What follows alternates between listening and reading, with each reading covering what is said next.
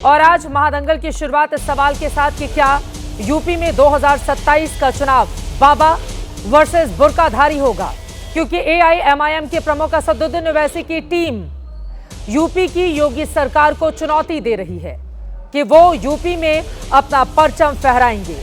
असदुद्दीन ओवैसी के छोटे भाई और एमआईएम के विधायक अकबरुद्दीन ओवैसी निजामाबाद में बयान देते हैं और यूपी के सीएम योगी आदित्यनाथ का नाम लेकर ऐलान करते हैं कि मिस्टर योगी तैयार हो जाओ, मैं भी यूपी आ रहा हूं। अकबरुद्दीन ओवैसी ने अपने समर्थकों से कहा कि चलो अब इसके बाद यूपी चलते हैं और अपनी ताकत दिखाते हैं, यूपी में अपना झंडा गाड़ देते हैं। और इधर उत्तर प्रदेश में एआईएमआईएम के प्रदेश अध्यक्ष शौकत अली दावा कर रहे हैं कि प्रदेश में जल्द ही कोई बुर्के वाली मुख्यमंत्री बनेगी। शौकत अली ने ऐलान किया है कि आज जिन्हें हमारे पहनावे और बुर्के से नफरत है वो याद रखें कि एक दिन वक्त बदलता है और वो दिन दूर नहीं जब यूपी में सीएम की कुर्सी एक बुर्के वाली की होगी और उस पर एक बुर्के वाली महिला बैठी होगी। हमारा संविधान वैसे सभी को बराबरी का अधिकार देता है, हक देता है और जनता जिसे चुनेगी उसे कुर्सी मिलेगी, फिर चाहे वो भगवाधारी हो या बुर्काधारी हो। लेकिन सवाल यह है अकबरुद्दीन ओवैसी को यूपी आने से या फिर बुर्का वाली को सीएम बनने से रोका किसने है? क्या इस देश में मुसलमान सियासत और सत्ता के शीर्ष पदों पर नहीं रहे? कई बार रहे हैं, आगे भी रहेंगे। कई राज्यों के मुख्यमंत्री भी रहे जिनमें एक असम की महिला मुख्यमंत्री भी शामिल है।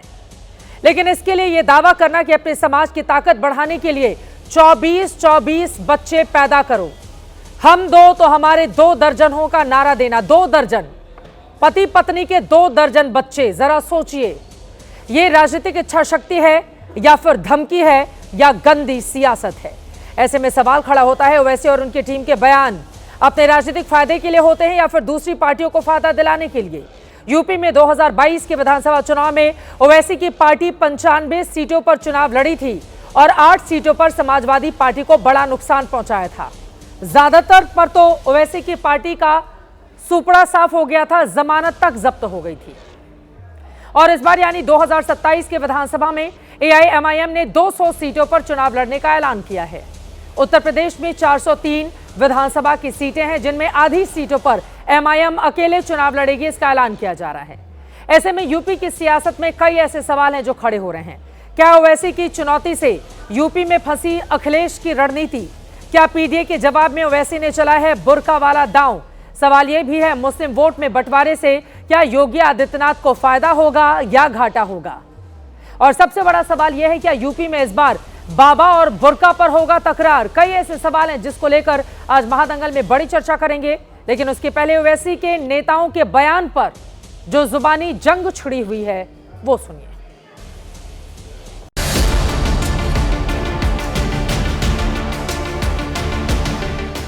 इंशाअल्लाह आज नहीं तो कल हमारे कौम की भी एक बेटी जो हिजाब और नकाब में होगी और उत्तर प्रदेश की मुख्यमंत्री बनेगी।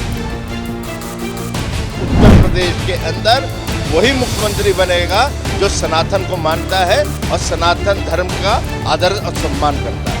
संविधान में और जनता जिसको चुनकर भेजेगी कोई बन सकता है। तो हम तो आज से नारा देंगे कि हम दो और हमारे 2 दर्जन पैदा करके क्या खिलाएंगे क्या पिलाएंगे, यही सवाल है ना। क्या अल्लाह के भरोसे पे छोड़ देंगे? नाम कहने से कोई 1 दर्जन 2 दर्जन नहीं पैदा। मिस्टर योगी तैयार हो जाओ, यूपी भी आ रहा हो।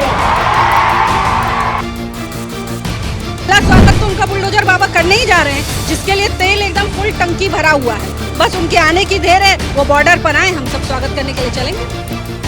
प्रदेश के लोगों का मानस 2027 में बीजेपी को हराकर के अखिलेश यादव को मुख्यमंत्री देखना चाहती है उत्तर प्रदेश की जनता। और मैं समझता हूँ इस प्रकार के विपक्ष को भाषण दे रहे तो जाने अनजाने कहीं भी बीजेपी को लाभ है।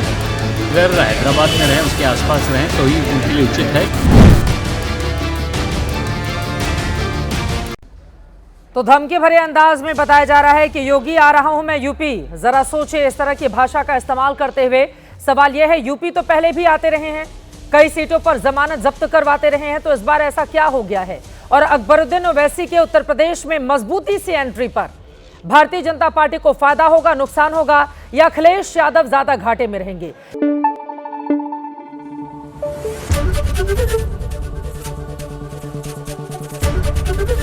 एबीपी न्यूज आपको रखे आगे।